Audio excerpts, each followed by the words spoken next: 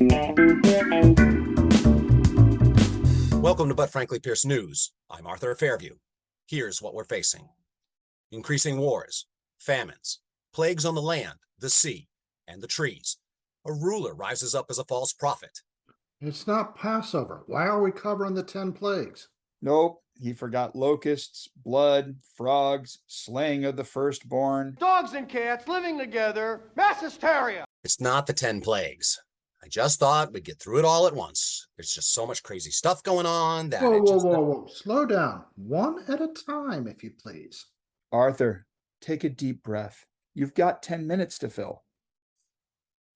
Okay. To begin, Ukraine's emergency ministry recently conducted a nuclear catastrophe exercise in case of a potential accident at the Zaporizhzhia nuclear power plant. Ukraine remains deeply scarred by the 1986 Chernobyl nuclear catastrophe, when a Soviet-era reactor exploded and spewed radiation into the atmosphere. Russian forces took over the nuclear power plant a few days after the Kremlin's full-scale invasion of Ukraine and appear to be using it as a military base. Even now, it is in the middle of an active war zone, with shelling happening around it. And today, for the first time ever, it was disconnected from the power grid due to fires at nearby ash pits, leaving it solely dependent on on-site diesel generators to prevent the reactors from melting down. Yeah, that's not a good thing. Remember when evil plans for hijacking a neighboring country were simpler? Oh, hell, let's just do what we always do. Hijack some nuclear weapons and hold the world hostage. Yeah? Ah, the good old days. Speaking of Ukraine, its inability to export grain as a result of the Russian invasion has contributed to our next story. Famines of biblical proportions are becoming a serious risk as the effects of the coronavirus pandemic threaten to double the number of people nearing starvation, according to the United Nations. In projections recently released, the UN's World Food Program predicted that the number of people facing acute food insecurity stood to rise 265 million by the end of this year, up from 135 million in 2019. That would mean an additional 130 million people were living on the edge of starvation, largely due to the economic impact of the pandemic, with wages, supply chains, humanitarian aid under pressure as a result of the outbreak. Is it me, or does he seem kind of down today? Yeah, he's definitely showing the signs. How about something a little lighter? Any good news out there? Moving on. Nearly half of the continental United States is in a moderate to an exceptional drought.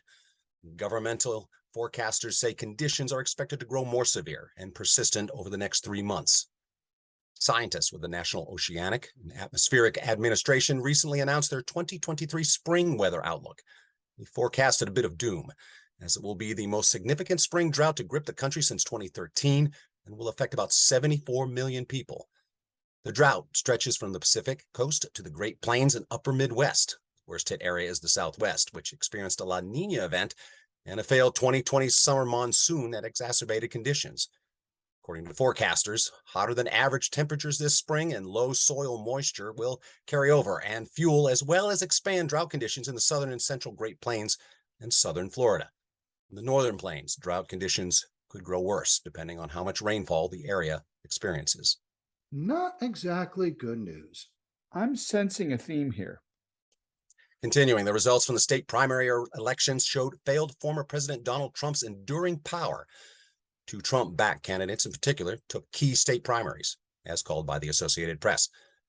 Construction executive Tim Michels won Wisconsin's Republican gubernatorial primary, and Rep. Jamie Herrera Butler from Washington's 3rd District bowed out against Joe Kent. Butler had been one of the several GOP lawmakers to approve impeaching Trump after the attempted insurrection at the Capitol on January 6th. Kent, on the other hand, is now yet another 2020 election results denier to win a primary this year. Art? This is clearly showing that Artie. Whatty? We have a story here you might like. But by far, what could be the most crucial GOP setback for those not of the cult of Trump is Liz Cheney's loss in Wyoming to Harriet Hagman, a lawyer endorsed by the former failed president. Cheney, daughter of the former Vice President Dick Cheney, has held the seat since 2017, but attracted Trump's ire after voting for his impeachment last year and playing a leading role as vice chair on the select committee investigating the January 6th attack on the Capitol. Cheney despite the loss, vows to fight on against the former failed president, as well as the election deniers who have been nominated for many important positions across the country. So it looks like she is not planning to go away anytime soon. So it would seem. A woman scorned like which fury hell hath no. But there are two sides to every coin. And the flip side of the primaries is that abortion rights are clearly a motivating factor, and it could help stem the red tide forecasted for November. Finally, some good news. Bring it home, Arthur. Democrat Pat Ryan won a special election this week in an evenly divided upstate New York House district that is one of the swingiest in the country. Ryan won it by about 2 points Tuesday. Following on abortion rights supporters' win on a ballot measure in Kansas earlier this month, he made abortion rights the key issue in his election. Republican Mark Molinaro, on the other hand, made his race about inflation and crime. Same old story, same old song and dance. Though candidates Trump endorsed had mixed results Tuesday night, overall, people pushing his election lies are winning or being boosted, though several of them lack political experience. That's led to Senate Republican leader Mitch McConnell questioning his party's candidate quality. The Trump and MAGA brands are going to be tested in purple states and swing districts. While a wave can push even flawed candidates over the finish line, that's less true with a lazy river current, which is what this election is looking more like. Way down, down below, lazy river road. Breaking news now from the loony bin. Failed former President Donald Trump has cut off his nose to spite his face. Good. Or shot himself in the foot. Even better. 2 weeks after the FBI seized top secret documents from Lago, the limping noseless wonder has filed a lawsuit. Oh no, not again. Yes, again. He is nothing if not litigious. He is currently suing to block the Department of Justice from reviewing the recently seized classified materials until the appointment of a third party to oversee those seized materials, calling that third party a special master. Yes, master. The failed former president had the unmitigated gall to claim that he cooperated perfectly with federal investigators and the National Archives throughout the whole mess that began in January of 2021. His lawsuit states, all facts show there was a complete cooperation between President Trump, his team, and the appropriate agencies. Trump himself is quoted stating, "Why raid my home with a platoon of federal agents when I have voluntarily cooperated with your every request?" I just have to ask. Are you sure? According to the New York Times, the National Archives recovered more than 150 classified documents from the failed former president back in January, and he had personally gone through them before turning them over. Oh, yes, that sounds like cooperation. Not. In June, Trump lawyer Christina Bobbs signed an affidavit asserting to the best of her knowledge, all classified material that was there had been returned. Well, based on what was found with the August 8th search warrant, I believe this statement to be misleading. Indeed. Well, federal agents have now recovered more than 300 classified documents from the failed former president. The Times reported that former White House officials were tasked with trying to return the documents to the federal government, but Trump resisted, calling the boxes, and I quote, "mine." It's mine. It's my precious. On August 6th, at CPAP, CPAC.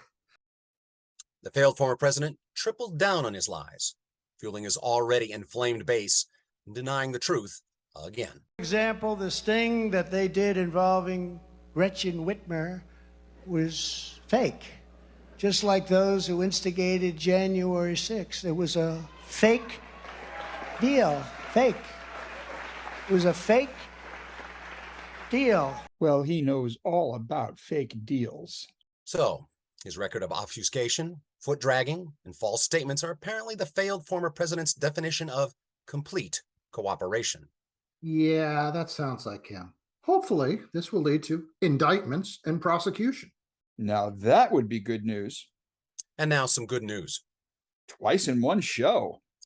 New Jersey's owner of the largest... Wait, the story is from New Jersey? Yes, You know, I spent a year in New Jersey one day. if I may. New Jersey's largest community solar owner and operator has come up with an idea to cover storage space with solar panels. Extra Space Storage in Neptune, New Jersey boasts a 6.5 megawatt community solar array totaling 800,000 square feet that will power over 1,400 nearby homes. It's one of 10 sites owned by the company and the first one completed out of 46 community solar projects approved by the New Jersey Board of Public Utilities in year 2 of the Community Solar Energy Pilot Program. Community solar allows residents to subscribe to nearby solar installation that is often hosted on a commercial property. The residents receive the electricity generated at a discounted rate, with extra savings for low to moderate income households. Excellent. And in New Jersey, even. But wait, there's more. More? More? Yes, more good news. President Biden announced yesterday that his administration, with Education Secretary Cardona, are providing relief to those with federal student loans. Using the authority Congress granted the Department of Education, we will forgive $10,000 in outstanding federal student loans. In addition, students who come from low-income families, which allowed them to qualify to receive a Pell Grant, will have their debt reduced $20,000. Both of these targeted actions are for families who need it the most. Working and middle-class people hit especially hard during the pandemic, making under $125,000 a year. Debt payments that have been on pause will resume at the end of December, but hopefully this new debt relief program will be implemented before that deadline. Outstanding. And finally, in the Are You Kidding Me category, Finland's Prime Minister Sanna Marin is under intense scrutiny for, are you ready for this? What? Money laundering? Fraudulent asset valuations leading to tax evasion? Sexual misconduct? Election interference? Inciting an insurrection? No, that would be you-know-who here in the U.S. Prime Minister Marin came under fire this week after a leaked video showed her partying. The party's over.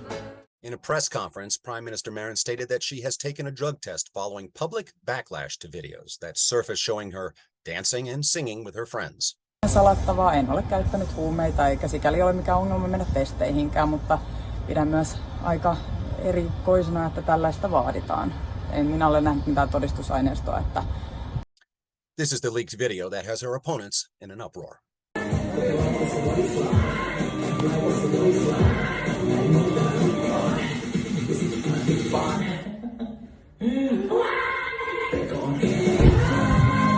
Really? They're upset with that? Well, in all fairness, they were not subjected to 4 years of he who shall soon be indicted. Hopefully indicted. Marin was understandably frustrated at the demands placed on her in light of the situation. Yksityisiä, ne on kuvattu yksityisissä tiloissa. Olen harmissani siitä, että nämä ovat levinneet julkisuuteen. Kyse on ollut siitä, että olen ollut viettämässä kavereiden kanssa iltaa, juhlinut railakkaastikin kyllä, tanssinut ja laulanut. We didn't have any government meetings during that weekend. I had time off and spent it with my friends and did nothing illegal. I don't get it. What's the big deal? What do the people of Finland actually think? I'm glad you asked. Let's take a look. It's really all right, everyone has the right to have a good time. She should have fun too in her life. She has made a first-class job. What she's doing in her free time, that's not our business. There's been growing solidarity among women in the backlash of this. In social media feeds, women are showing themselves dancing, singing, or holding a drink to show their solidarity with Finnish Prime Minister Marin.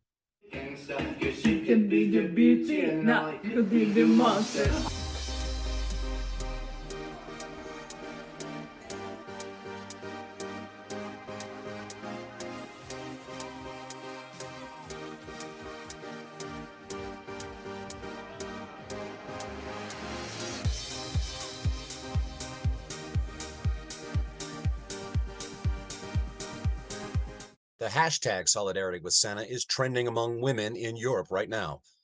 The reaction to Marin's behavior struck a particular chord for some women who feel that in both their personal life and in politics, they are held to an unfair standard. So perhaps in the future, we might see more. Dancing in the street. It has been 596 days since the January 6th attack on the Capitol and our democracy, and failed former President Trump has still not been indicted or charged with anything. This has been But Frankly Pierce News. Thanks for watching. I'm Arthur Fairview. How many times do we wonder if it's even worth it? There's got to be some other way to get me through the day. Keep me going until dawn. How many times must another line be drawn? We could be down and gone, but we hold on.